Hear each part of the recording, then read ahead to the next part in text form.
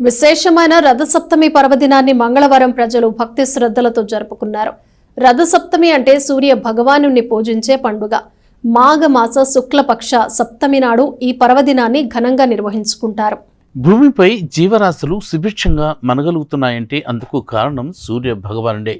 ఈ కారణంగానే భానుడిని కనిపించే దేవుడు అని అంటారు. హిందూ సంప్రదాయం ప్రకారం సూర్య ఆరాధనకు ఎంతో విశిష్టత ఉంది. ముఖ్యంగా భక్తులు సూర్య జయంతి రోజు ఎక్కువగా పూజిస్తారు. మాఘమాస శుక్లపక్షం సప్తమి తిథి నాడు ఈ పర్వదినం వస్తుంది.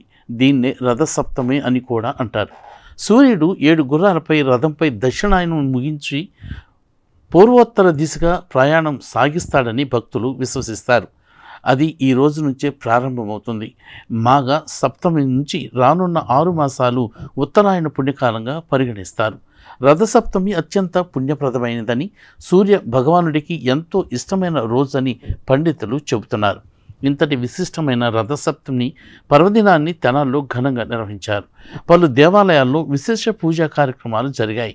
తెనాల్లో ప్రసిద్ధి చెందిన శ్రీ లక్ష్మీ పద్మావతి సమేత శ్రీ వెంకటేశ్వర స్వామి వారి వైకుంఠపురం దేవస్థానంలో రథసప్తమి సందర్భంగా స్వామి అమ్మవార్లకు ప్రత్యేక పూజలు నిర్వహించారు. సూర్యప్రభ వాహనంపై స్వామివార్లను ఊరేగించారు. 7 గుర్రాల రథంపై ఆసీనులైన స్వామి అమ్మవార్లను భక్తులు దర్శించుకున్నారు. రథసప్తమి విశిష్టతను, కార్యక్రమ వివరాలను అర్చకులు తెలియజేశారు. తెనాలి వైకుంఠపురం శ్రీ లక్ష్మీ పద్మావతి సమేత వెంకటేశ్వర స్వామివారి సన్నిధిలో రథసప్తమి సందర్భంగా మాఘశుద్ధ పంచమి సప్తమి ఈ రోజున స్వామివారికి సూర్యప్రభ వాహనంతో పూజా కార్యక్రమాలన్నీ పూర్తి చేసుకొని గ్రామోత్సవానికి బయలుదేరుతున్నాం.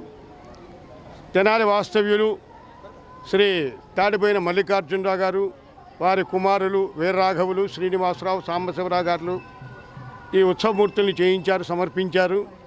వారికి మొదటిసారిగా మనం ఈ విశేష పూజా కార్యక్రమాలు నిర్వహించుకొని సూర్యప్రభ వాహనంపై గ్రామోత్సవానికి బయలుదేరుతున్నాం.